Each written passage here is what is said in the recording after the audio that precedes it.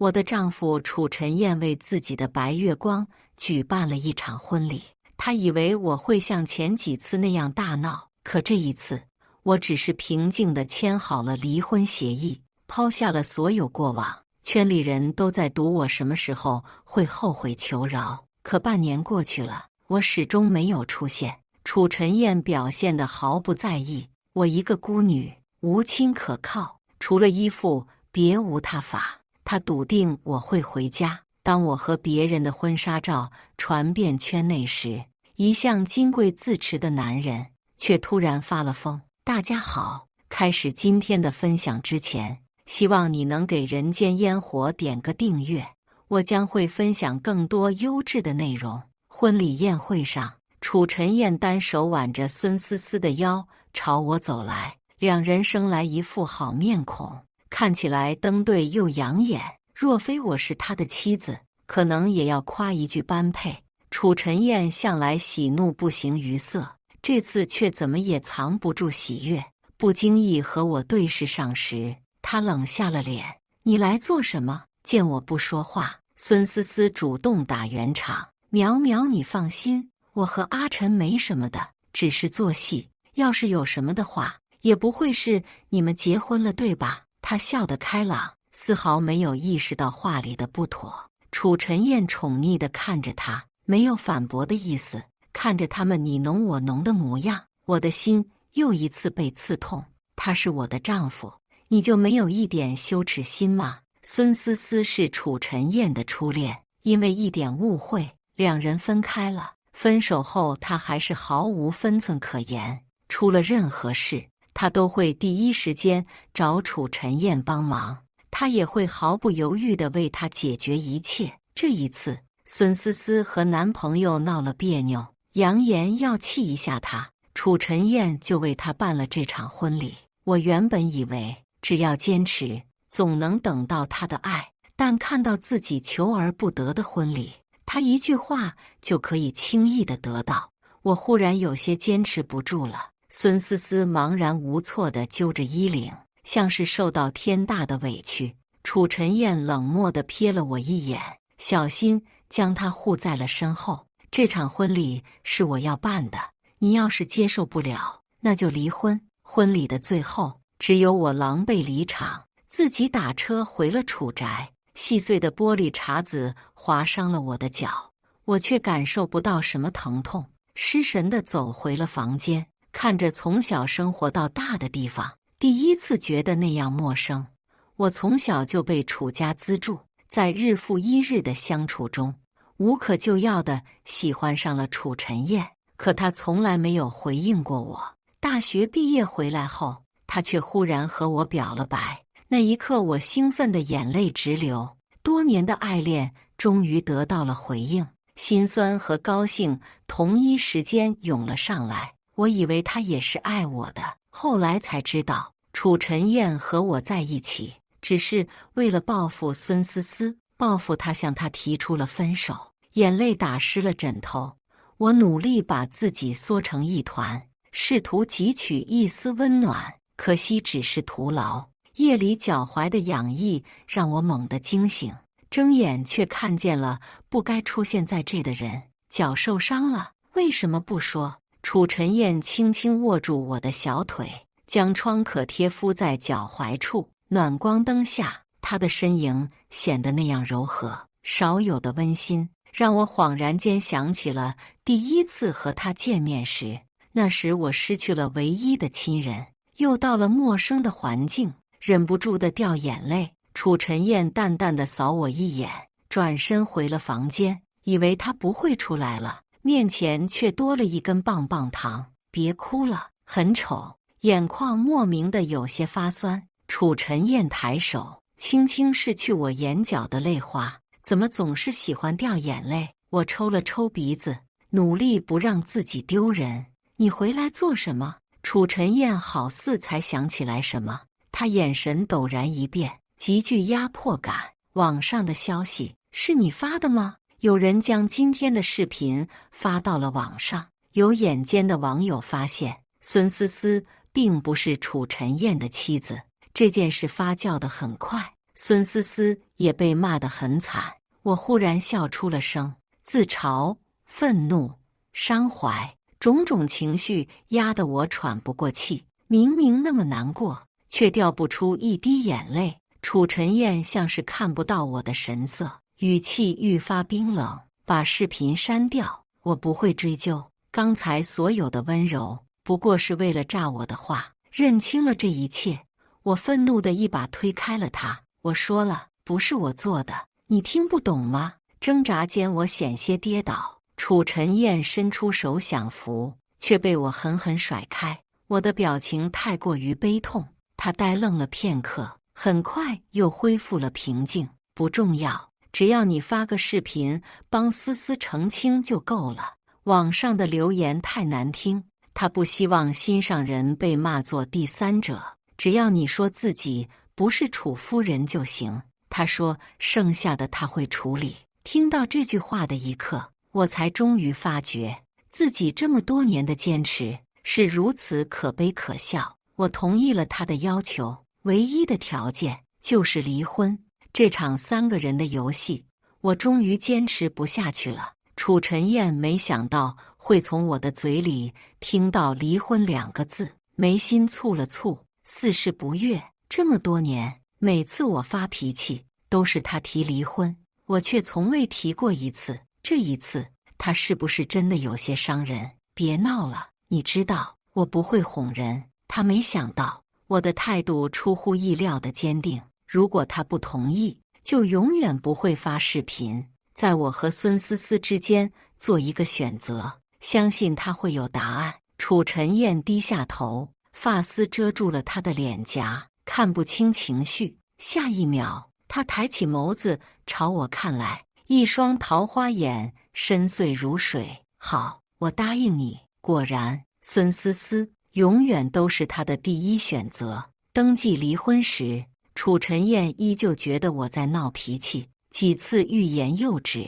一路上，我们的视线却从未交错在一起。从前都是我努力追逐着他，如今却再也追不动了。走出民政局，他沉着一张脸，开车带我去了包厢。包厢里坐满了人，从小一起长大的朋友，在看到我时，齐齐护在了孙思思身前，生怕我会伤害到她。对此，我没什么反应，只是平静地拍好了视频。抱歉呐，淼淼，我只是想气我男朋友一下，没想到害得你们离婚了。孙思思拦住我，语气里满是歉意，可看我的眼神分明满是得意。不过阿晨对自己的前任一向大方，你离婚了也能拿不少东西。面对他的挑衅，我不怒反笑，我净身出户，方便他给你攒彩礼，这样你满意了吗？以楚家的权势，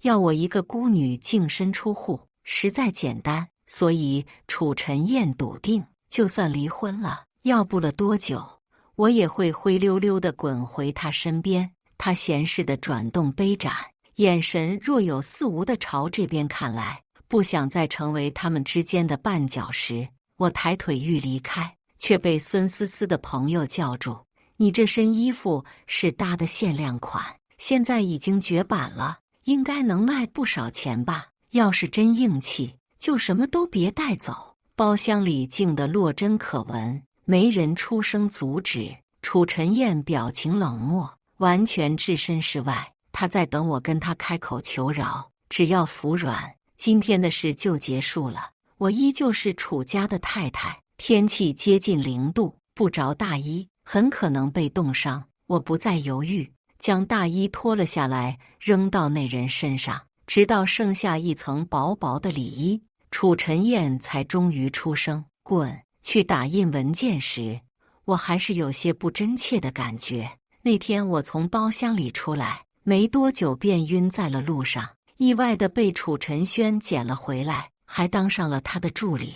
他是楚晨燕的大哥，母亲是原配夫人，只可惜所托非人，后来也落得狼狈离场。我想，楚晨轩带走我，多半是为了对付楚晨燕，却也顾不得他有什么目的，只要他能给我一个落脚之处，给我一份糊口的工作，我就没理由拒绝。对我来说，活下去才是唯一的目标。回座位整理文件时，我打开手机，看到了第一条推送，是楚晨燕。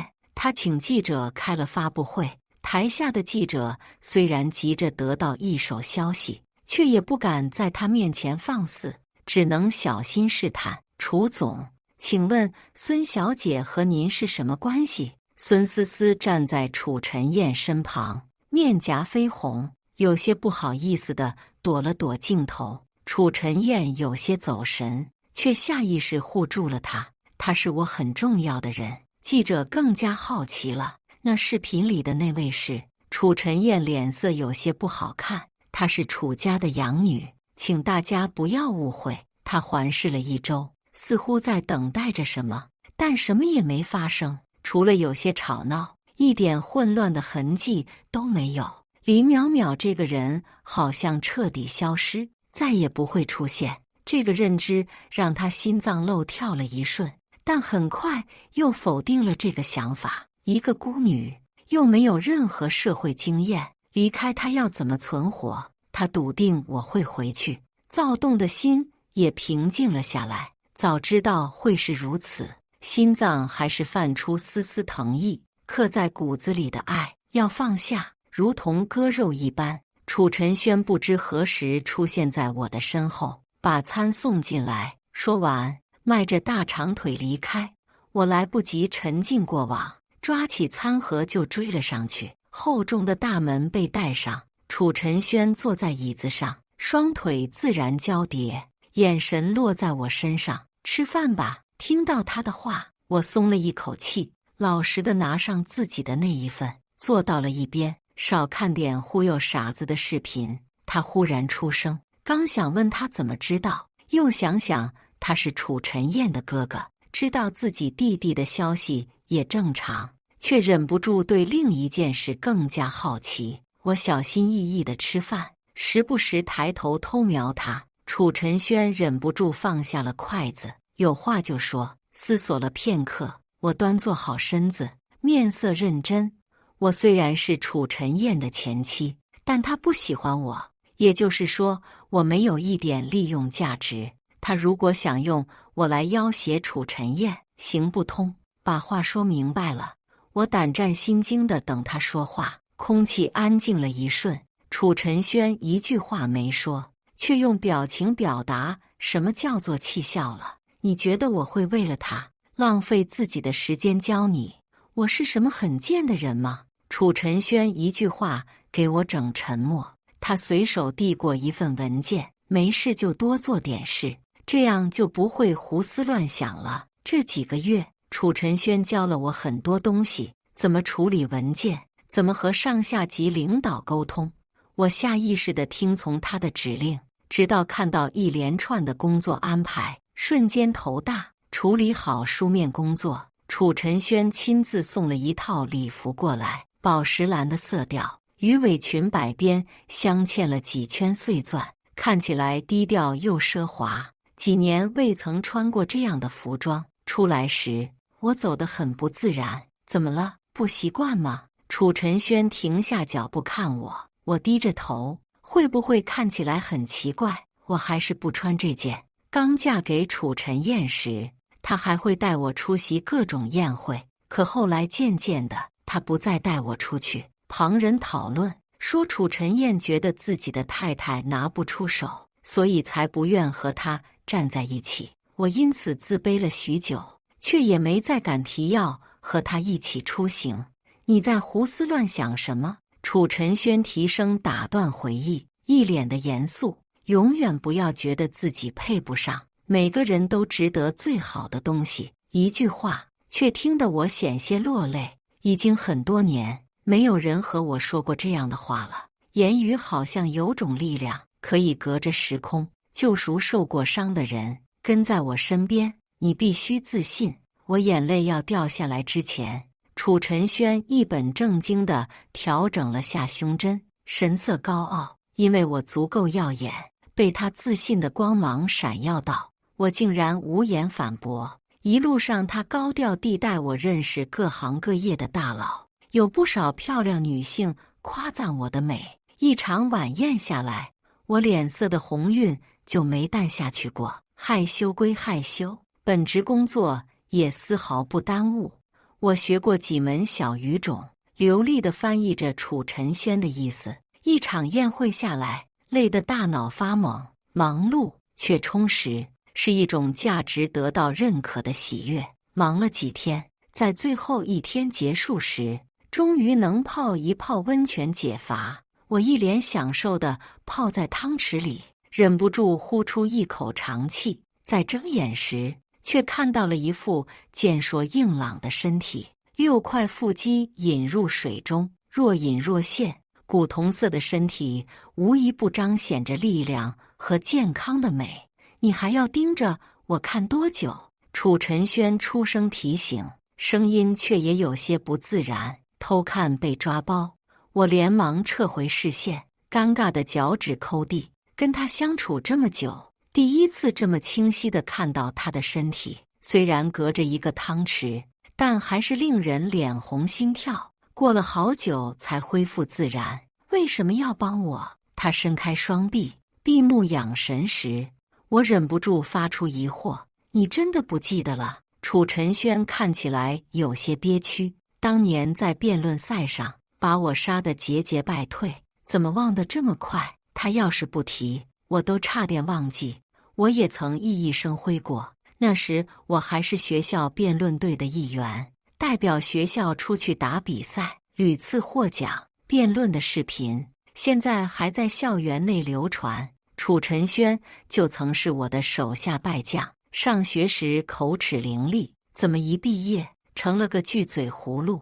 他炙热的眸光望向我，声音带着鼓舞人心的力量：你应该往前走，不要被困住了。从温泉起来时，我脚步都在发软，满脑子都是这句话。回到房间，在漫长的寂静声中，我拔除了旧的电话卡。从此以后，我和过去彻底断了联系。楚晨轩说的对，是应该放下过往了。3个月过去，楚晨燕没有给我打过一个电话。其实早明白该换了，但多年的执念，多少还是有些不甘。如今却彻底的清醒过来。换好电话后，我重新投入生活，跟着楚晨轩各地出差，认识和接触不少新鲜事物，好像把自己从头养了一遍，整个人再次焕发生机。公司组织公益活动，我跟着楚晨轩去了孤儿院，那里的孩子们围着我玩耍，快乐的气息同样感染了我。要不要吃糖啊？楚晨轩带着糖出现，孩子们一窝蜂涌到他身边，他一脸傲娇，叫哥哥，不然不给吃。他还在为刚才被叫叔叔生气，孩子们有眼色的叫了，他立马分了糖。有人咳嗽，他细心地叮嘱他们晚几天再吃。看着他哄着孩子的样子，脑海里莫名冒出一个念头：他将来应该会是个好爸爸。出神间，他已经走到了面前，将棒棒糖递到了我手上。我又不是小孩，我表情一呆，愣愣道：楚晨轩伸手把我的头发揉乱，笑得爽朗。女孩子不管几岁都需要哄的呀。一时间又想起了楚晨燕那句：她不会哄人，有些想笑。棒棒糖的甜味沁入口腔，连带着心都染上甜意。楚晨轩，谢谢你。面前的男人身体僵直，看着有些傻气，我却笑了。谢谢他带我走出来，只可惜没什么好报答他的。有，楚晨轩突然出声，吓了我一跳。被汗水浸湿的手掌握住我的手，眼神满是真挚。我一脸懵地听完了他的请求。楚晨轩说，他的母亲受了情伤后，精神时好时坏，身体也不太好。医生诊断他寿命不长了，他希望在活着的时候能看到我幸福。楚晨轩面露痛苦，我阻止他继续说下去，答应了下来。本来还以为会很穿帮，但一切出乎意料的顺利。沈阿姨看到我时，眼睛亮了亮，刚想说些什么，就被楚晨轩打断：“妈，你别吓到人家。”沈阿姨努力压了压嘴角，连忙招呼我过去坐下：“别害怕，我不咬人。”看到他，我才懂了楚晨轩的性格是怎么培养出来的。他们俩很像，心里的不安也缓和了许多。原本以为他会介意我和楚晨燕的曾经，但没想到他提都没提过。楚晨轩亲自把客房收拾出来，动作麻利的不像是一个养尊处优的贵公子。他上半身穿着短 T， 露出精壮有力的臂膀，汗水顺着流畅的线条滑落，回眸一笑，像极了邻家少年。中午，楚晨轩亲自下厨给我们做饭，饭菜冒出热腾腾的气息，香味让人食指大动。他主动给我夹菜，我不自然地想拒绝，却听到他轻声提示：“未婚妻，吃菜。”飞快扫了沈阿姨一眼，我脸颊有些发红，最终在他揶揄的目光中吃下了菜。楚晨轩不停给我夹菜，像是对待小孩。好在都是我喜欢吃的。成为男女朋友后，楚晨轩把我介绍给了所有朋友。听到我想去游乐场，嘴上不说什么，第二天就带我去了。被楚晨轩拉去拍婚纱照时，忽然感觉有些想笑。上一段婚姻，领了证件，告诉了亲朋好友，但到最后连一张婚纱照、一场简单的婚礼都没有。这一次只是演戏，却有人可以做得这么周全。林小姐，你一定会幸福的。给我化妆的小姐姐忽然开口道，笑着看着楚晨轩。她说她第一次看到准新郎全程盯着新娘子，没有一点不耐烦，而是饱含爱意。换上婚纱，走出试衣间，我下意识去找楚晨轩，却意外撞见了另一个男人。楚晨燕坐在长椅上，面色有些不耐。好看吗？孙思思一脸期待地等着答复，却只收到一声敷衍的应和。她咬了咬唇，忍住不悦：“阿晨，你说淼淼听到我们结婚的消息，会不会生气？”楚晨燕看着孙思思，表情有一丝疏离，心里却想着她肯定会生气。只是看到她和别人假订婚，都闹了这么大脾气，要是听到她要结婚，肯定会忍不住出来大闹。想到这，她嘴角不自觉噙上一抹笑。孙思思唤了好几声，才将她的注意力吸引回来。阿晨，你要是担心淼淼，可以打个电话给她。不用。楚晨燕恢复了从容，她有本事就永远别回来。她还是太纵容女人了，才会让她有胆子离家出走这么久。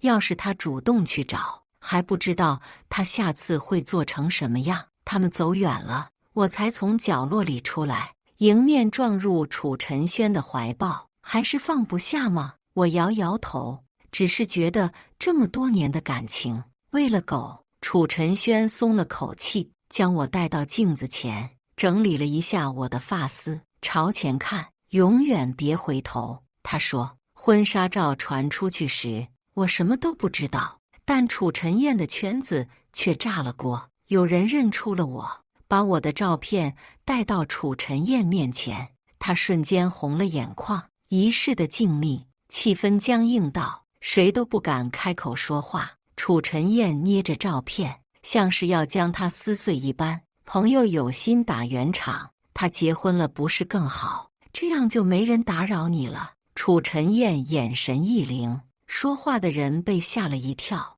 在众人惊叹声中，他将私人包厢砸了个干净，飞起的碎片划伤了不少人。那个开口的男人浑身都布满了小口子，有苦难言。他是我的。楚晨燕动了怒，孙思思想劝，却连人都见不到。他终于想起要给我打电话，但是电话响起，才发现对面已成了空号。一腔的怒火忽然熄了声。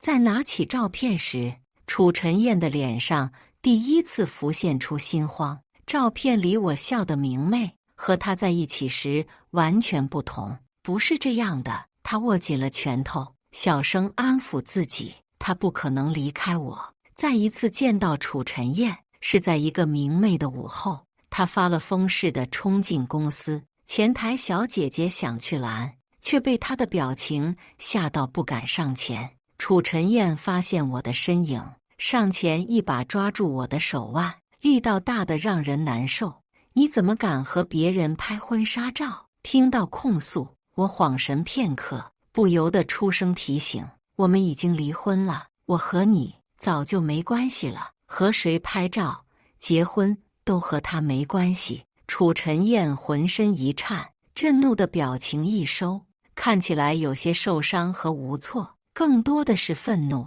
谁告诉你我们没关系了？他执拗的不肯松手，冷冰冰的吐出几个字：你还真是只养不熟的狗，别人随便丢点东西就跟着跑了。我脸色瞬间煞白，原来在他心里，我只是楚家养的一条狗，连自己的意志都不配拥有。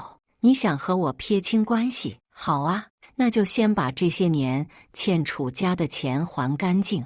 楚晨燕贴近我，表情阴狠，如果做不到，就给我滚回来。只要你回来，过去的那些我都不计较了，你还可以做楚太太。看着面前歇斯底里的疯子，一股反胃感狠狠朝我袭来。楚晨轩说得对，这种人配不上我的爱，更不值得我浪费时间。楚晨燕要硬拖走我时，一股力量将我从他怀里解救出来。我太太欠你多少钱？我还。楚晨轩看到来人，楚晨燕彻底克制不住理智，放开他，她是我的妻子。楚晨轩理都没理他，小心查看我的手腕，确认没受伤，才施舍地给了他一个眼神。要是没记错的话，你亲口承认过，淼淼和你没有任何关系。之前眼神不好，现在连脑子都不好了。他把我揉进怀里，宣示主权。这是我老婆。楚晨燕被他激得发怒，一拳砸了过来。楚晨轩瞬间将我推到身后，确保我安全后，抡起拳头就是干。两个上市公司的 CEO 在大庭广众之下打得不可开交，最后双双被送进了医院。楚晨轩在床上呻吟，我忍不住瞪他一眼。现在知道疼了，叫他住手的时候跟倔牛一样，怎么都喊不听。楚晨轩委屈，他上门跟我抢老婆，这换谁能忍？他的目光太认真，我有些不敢和他对视，心里不由得生出疑虑，他是不是演得太认真了？楚晨轩还想继续说些什么，我却很丢人的逃了，不敢看他的表情。出门买了些饭菜，我朝病房走回去，却被一双手拦住去路。楚晨燕浑身是伤地站在我面前，眼眸不知何时染上了一层委屈。他迟迟不说话，怕楚晨轩饿着。我抬腿就要走，楚晨燕出声阻拦，声音低沉嘶哑：我受伤了，那又怎样？我一脸不解地看他，看他执拗的表情，忽地明白了什么。从前但凡他生病受伤，我都会第一时间出现，陪着他。这么多年，我们都已经习惯了这种相处模式，导致他一受伤，第一时间想到的就是我。受伤了就去找医生，再不行，你也可以去找孙思思。听到我提到孙思思，楚晨燕的眼睛亮了亮，他就知道他一定是在乎的，怎么可能说不爱就不爱？他做这么多，肯定是为了引起他的关注。虽然他这次确实做得有些过分，但他也有错，怎么能因为生气就和别人拍婚纱照？楚晨燕看向我，像是看着胡闹的小孩。我和他没什么，回去再和你解释。你先跟我回家。他笃定我会和他走，面色也从容淡定许多。我忍不住发笑，你们婚纱照都拍了，这还算没什么。楚晨燕的脸色瞬间一变，没想到我会知道这件事。我凑近他耳边，面露嘲讽道：难不成要等孩子生了才算有什么？他像是受不住我的嘲讽，拳头猛地砸向墙面，我身子不由得缩了一下，有些后悔招惹这个脾气不稳定的疯子。果然是有了靠山，竟然敢和我这么说话。楚晨燕咬牙：“你以为楚晨轩是什么好东西吗？他接近你，不过是为了利用你气我而已。”他大力掐住我的下巴，逼迫我抬头：“你是我养的，离开我，谁还会要你？我劝你啊！”我狠狠地咬住他的虎口，趁他吃痛之际，猛地甩了他一巴掌。楚晨轩再怎么样都比你强10000倍，你什么都不知道，有什么资格评判我们？我激动得浑身都在颤抖，一双大手将我揉入怀中。楚晨轩眨眸，淼淼夸我了，真开心啊！他眼珠黑如葡萄，透着兴奋的光，看我害羞，只好扭头偷笑。目光扫向一脸阴沉的楚晨燕时，眸中多了冰冷。谁告诉你我只是利用他？老子爱了他整整4年，还要多谢你作死，不然我这辈子都讨不到老婆。楚晨轩说完那句话，我整个人都懵了。楚晨燕更是气得要动手，却被楚晨轩的人按在了地上，动弹不得。跟着楚晨轩回家，我又一次被他震惊到。满抽屉的相册集里面只有一个主角，有我参加辩论赛的照片，也有我参加社团时的活动照，甚至还有联谊时的照片。如你所见，我从大学开始就暗恋你了。楚晨轩一本正经地说着，耳朵尖却悄然红了。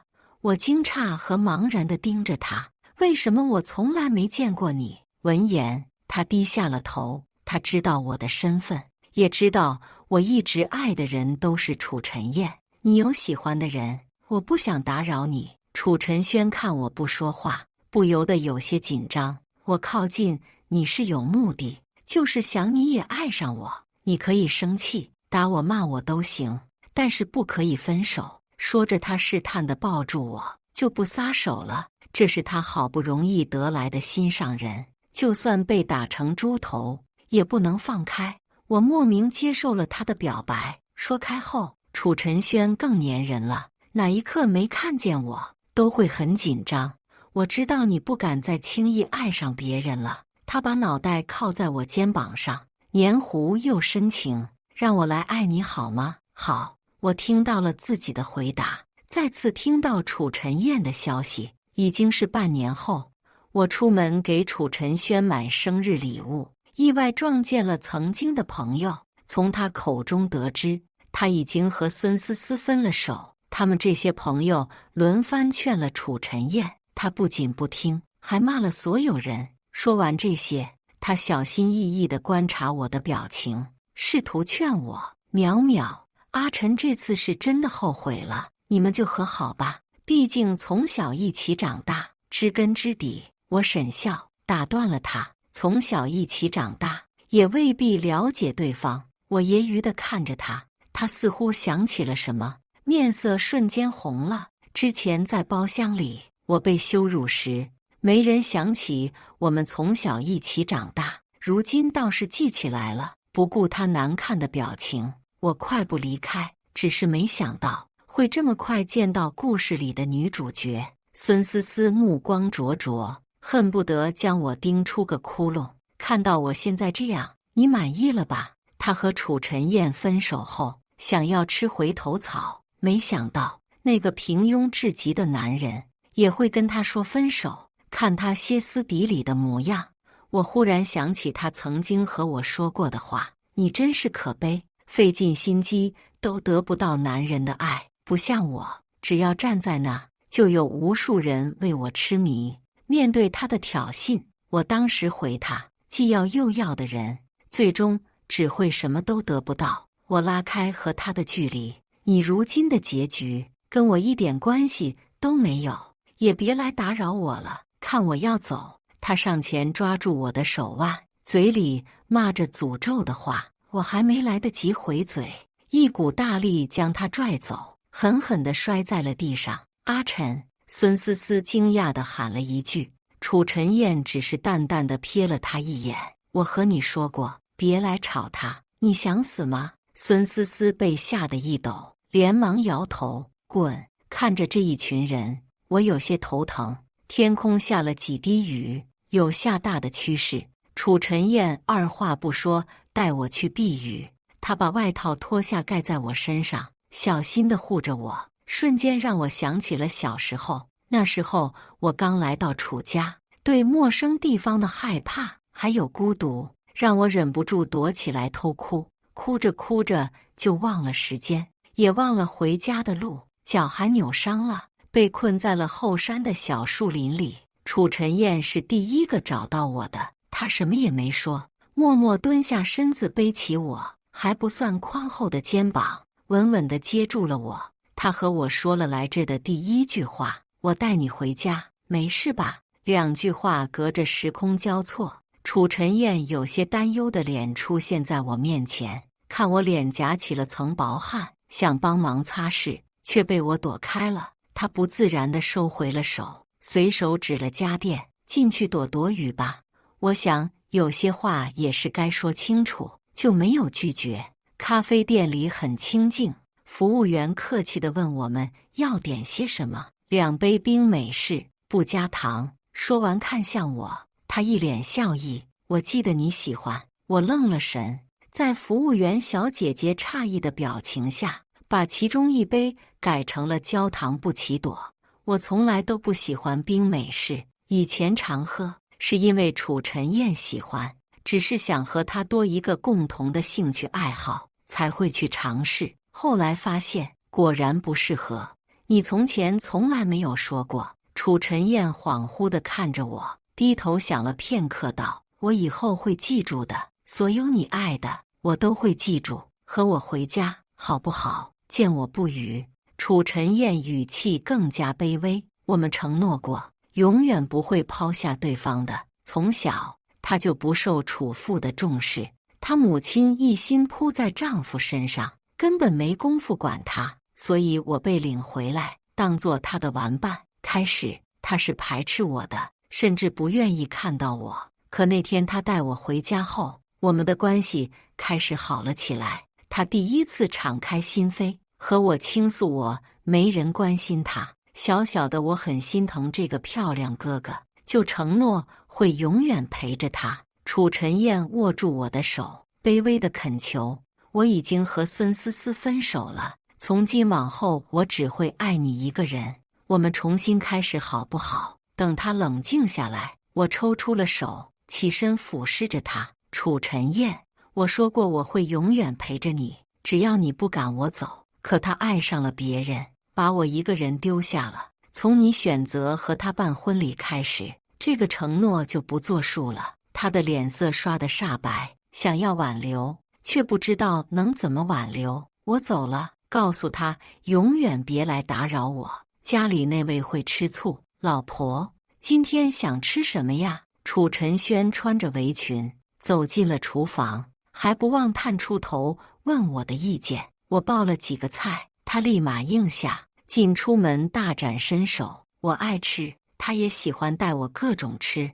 某一年，我迷上了两广地区的农家菜，他立马带我坐上飞机，好不容易到了广州。他又请人开了半天车上山，只为让我吃到最正宗的走地鸡。只要我说喜欢，他就算再忙，也会抽出时间陪我一起。我们到处游玩，在正式谈恋爱1年后，他和我求婚了。这一次，我得到了最温馨、最浪漫的婚礼。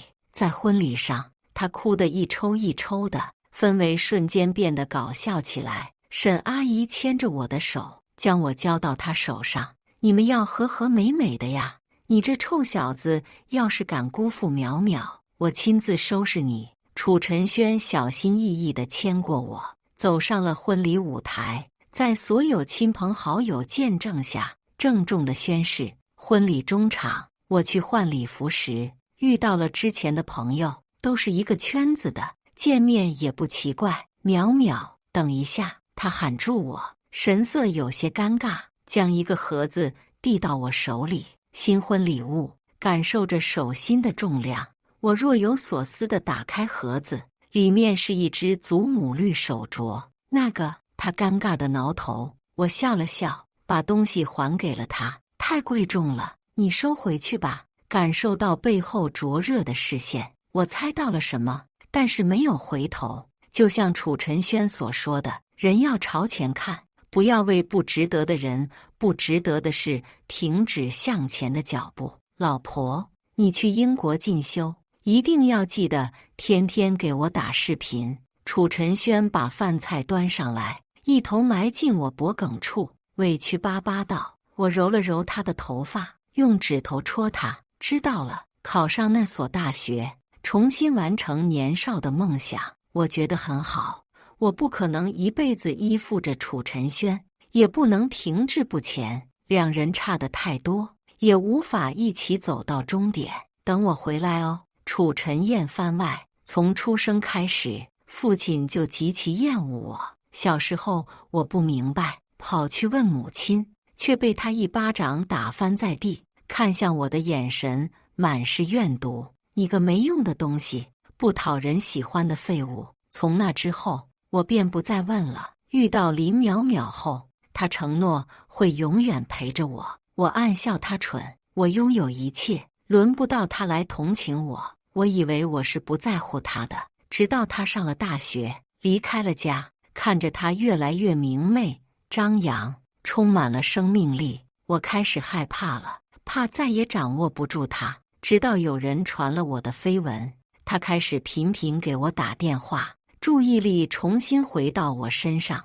我知道怎么拿捏他了，这一招很好用。后来我不断地利用孙思思试探他，可是没想到有一天我会完脱。整整半年，他都没有一点消息。看到他结婚照的一瞬，我恨不得杀了照片里的那个男人。楚晨轩竟然会是他，我才想起给林淼淼打电话，听到是空号的那一瞬，我开始慌了。一切早已脱离了我的掌控，我却还愚蠢地认为能够挽回。和楚晨轩打了一架，我一身是伤地出现在他面前，以为会得到他的心疼，可这一次他只是冷漠疏离地拉开和我的距离，眼里再也没有从前看我时的疼惜和爱意。我才终于意识到，那个满心满眼都是我的女孩已经回不来了。她找到了自己的骑士，